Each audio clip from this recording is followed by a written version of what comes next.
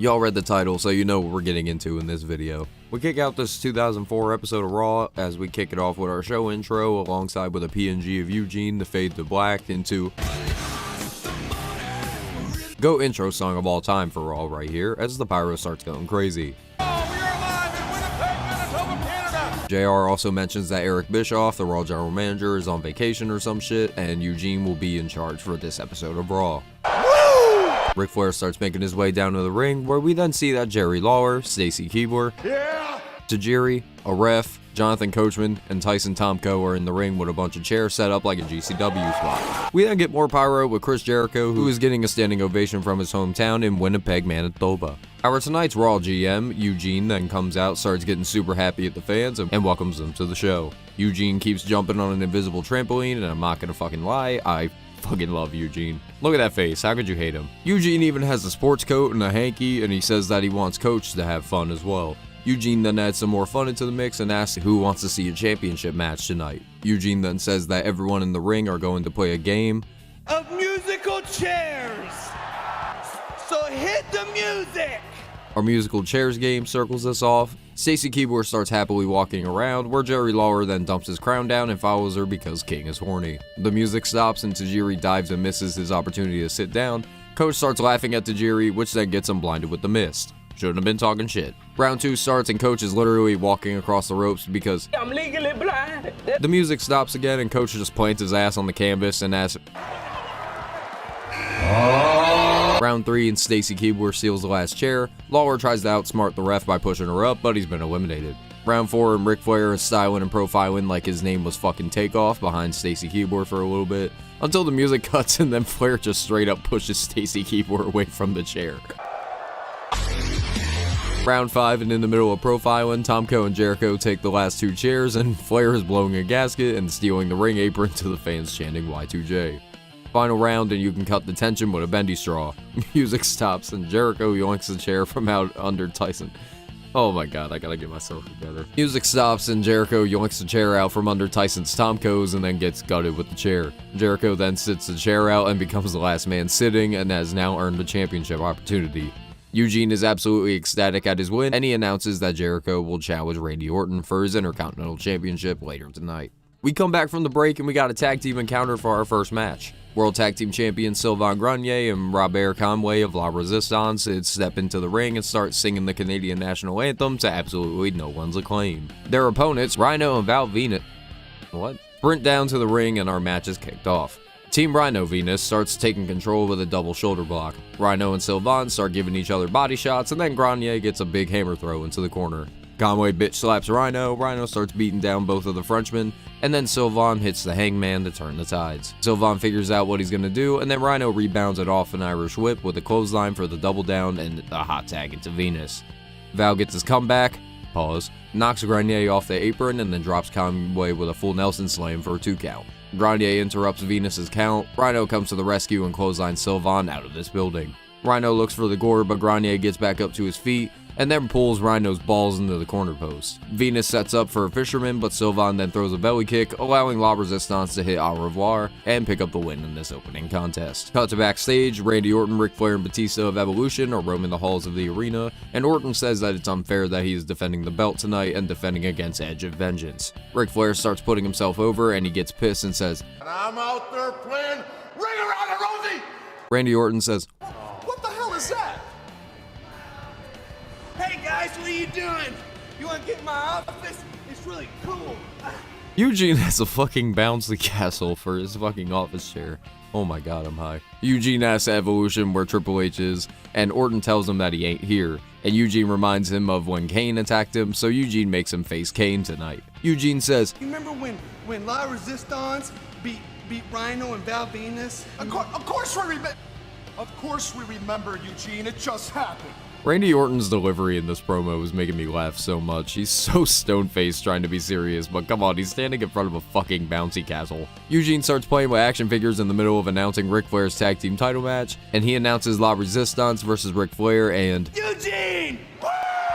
Ric Flair starts trying to kill Eugene as he retreats into the bouncy house, and Eugene starts dropping elbows and belly flopping inside the colorful structure. It was at this moment I realized that this was Triple H's reign of terror on Raw, and I realized that this promo is probably going to drag on. Triple H comes out decked out like his dad in 2007. Triple H starts defining the word miracle and says that it is a miracle that is world champion. I'm pretty sure that this is like month 4 in his reign, and he says that Benoit needed divine intervention, as the fans started chanting that Triple H tapped out. Triple H says that at Vengeance he's going to prove the word of God and evolution, and then says that Charles Darwin was right, that there was no stopping evolution, and that he will be the new World Heavyweight Champion, as we hear, "You think you know me?" 2004 Edge with the bootcut jeans starts talking in the crowd, and he says that since he's returned, evolution hasn't changed, and sends a message to Randy Orton, as Edge says that Orton is his. Edge tells Hunter to listen close and tells him that they're going down. You won't know where, you won't know when, but you will all fall. Did Edge have a weird Brood return in 2004? His promo really seems like Attitude Era style Edge, in the meaning that this shit is ass. And I meant his promo work. If you've seen the Brood debut promo, you know what I'm talking about. Triple H takes off his jacket and Baba Booey, I will be Triple H World Heavyweight Man Champion. Edge then has enough of Hunter talking and clocks his shit. Batista runs down the ringside and Edge is able to escape the havoc. Edge somehow clocked Orton off camera as Randy is dead on the ground. We open for our next match, and already I'm uncomfortable again, as we are in the storyline where Kane and Lita have a love child, and as King says, "It's just a mess, dude." Also W Kane song. I guess Lita's gonna be... Batista makes his appearance for the 3rd time tonight on this show. The Monster and the Animal start with the collar and elbow after Batista shoves Kane's face. Dave then gets caned. Batista with the shots into the gut, Kane recovers off of an Irish whip, and then drops Batista with the sidewalk slam. Kane sets up for the choke slam, but he fights out of it, gets caned, but then Kane gets dropped with the spinebuster. Kane sits up and dodges a power slam, Dave eats a big boot and then falls to the floor. Matt Hardy starts making his way down to the ringside as Kane and Batista hit a double clothesline on each other. Matt Hardy grabs Kane and tosses him into the stairs, causing a DQ victory for Kane. Hardy then starts slamming Kane's head into the stairs continuously, as then a bunch of referees then have to pull him off the Big Red Monster multiple times. Remember when Kane was an actual monster? Not too long after, Todd Grisham finds Matt Hardy backstage and he asks Hardy his odds for his match with Kane at Vengeance. Did you just see what I did to Kane? Did you see me bash his head into the ring steps? Over. Matt Hardy channeling his inner Danzig as Todd asks about Lita. Matt says that he's not going to answer Todd's questions and he keeps poking the bear about Lita's, quote, pregnancy. Hardy is seething with rage and gives an absolutely maniacal look as he walks away in silence. After this, the first Divas Search competition promo package here. I literally don't care about this shit besides the fact that I'm pretty sure Christy Hemme and Michelle McCool came out of this year's competition. 2000s hot people are definitely not the standard nowadays, so you ain't getting the LA Knight clip for any of this segment. Yeah. Match number 3 of the video will be our aforementioned Intercontinental Championship match as our young Viper Randy Orton takes on the hometown hero Chris Jericho. Gonna use this ad space right here to promote my recent videos. Thank you. Check them out if you haven't. The ref then holds up that beautiful oval IC title belt and we get a test of wits with our tie-ups. Jericho with some chops on the Orton, followed by the running elbow, big suplex with the SVR pinfall for a 1 count. Jericho catches himself onto the middle rope, and then Orton then counters him midair with a dropkick. Randy Irish whips Jericho to the apron and then takes his eye off the ball as Jericho hits a diving reverse elbow for a 2 count. Never seen him use that one. He then gets a 1-up with the wheel kick for a 2 count.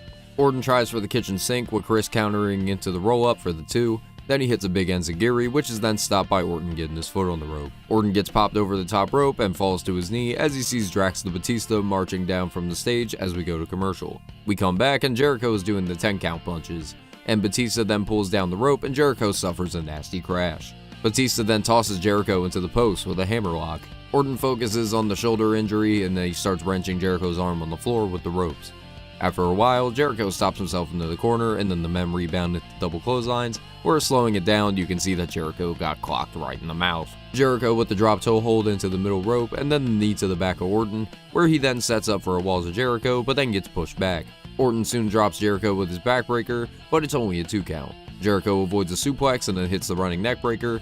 Orton then recovers soon after. Jericho goes shoulder first into the corner, Orton scales the top and gets bonked by Jericho. Jericho gets his superplex counter with a gourd buster off the top and then hits him with a huge crossbody, but Chris continues on. Jericho kicks Randy in the face and then drops him with the bulldog. Batista tries to get involved in the match, but Chris then dropkicks Dave off the apron. Orton tries for the RKO, but then Jericho maneuvers Randy into the Walls of Jericho.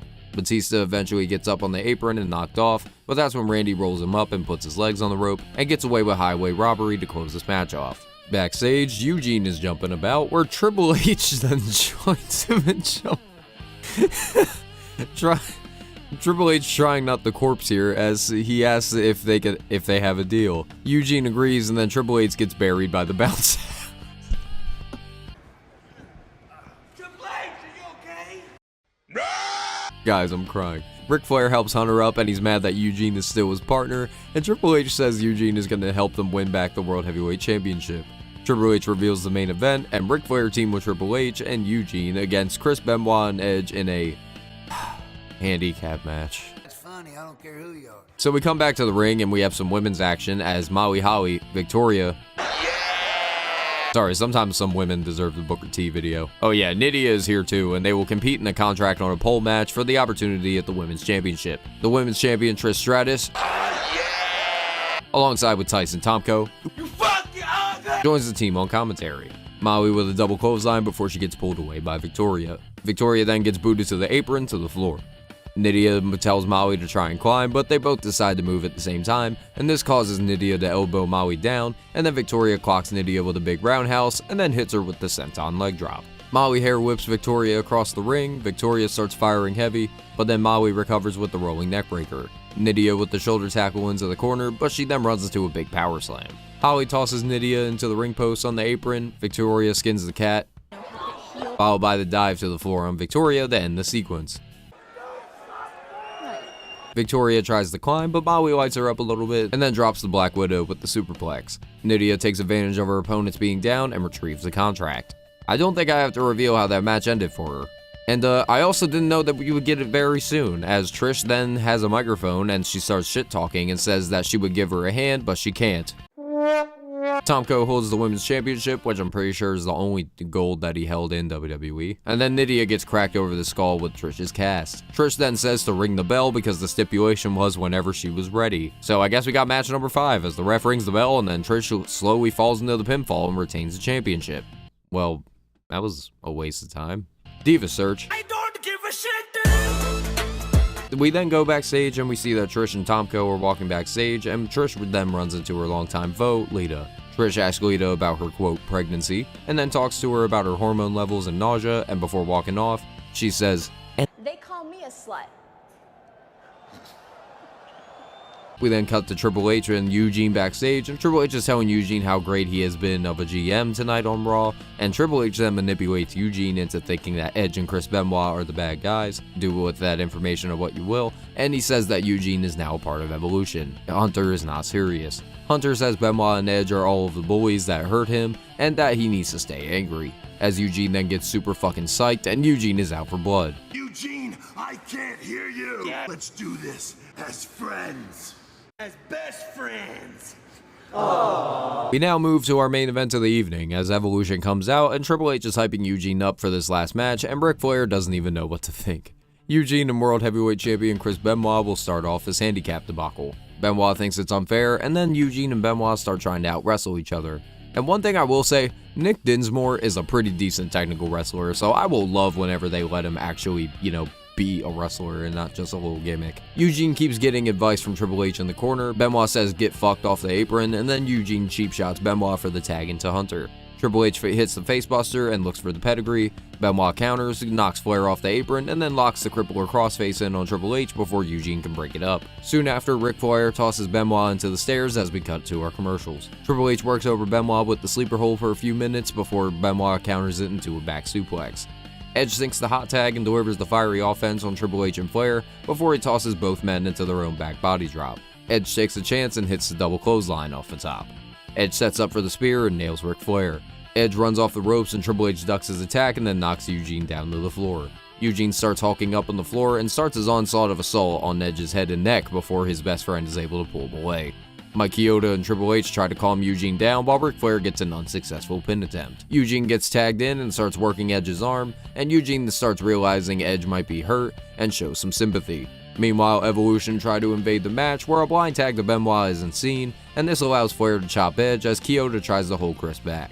Flair chops again. As he looks for the figure 4, Edge hits a jumping enziguri, triggering Flair to hit his signature face bump. Double hot tag to Benoit and Triple H, and then Benoit knocks Flair down over the top rope with a clothesline.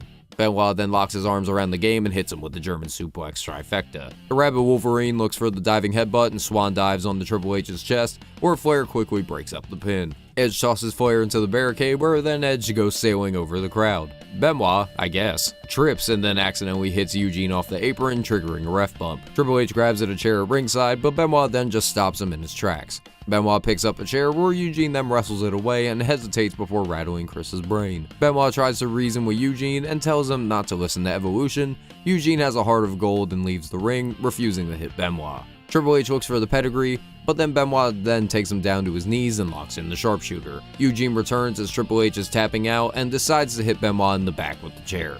Heel turn of the century right here, but then Triple H drops the Wolverine with the pedigree after a tired ref count. Evolution and Eugene pick up the win and all hug on the ramp to close off the Raw episode where Eugene was the general manager.